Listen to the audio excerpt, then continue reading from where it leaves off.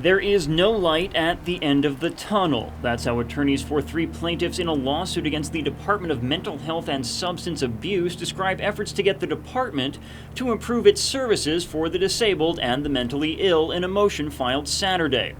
The motion calls on the District Court of Guam to appoint a receiver to run federally mandated services at the department, a move that comes after years of litigation and repeated promises by Gov Guam to address the many problems cited by the plaintiffs.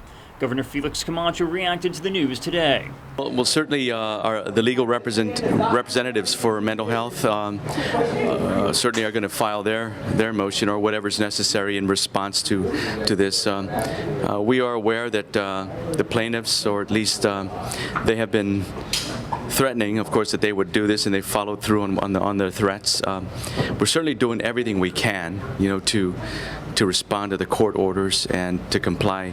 Among the ongoing problems at the department, the motion points to a clinical administrator's memorandum filed in July that details several cases where it had not given patients the care they needed.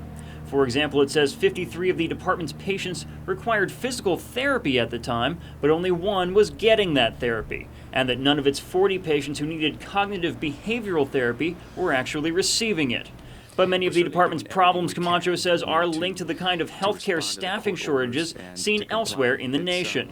It's a very, very difficult situation in that the amount of resources and personnel needed are the challenges ahead. I'm encouraging any of our young students out there that if they're looking for a career, there's certainly a need in social services, especially those with mental health and disabilities, people with disabilities.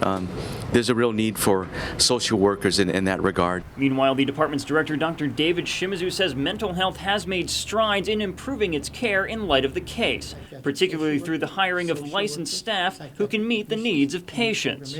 So I honestly believe that we have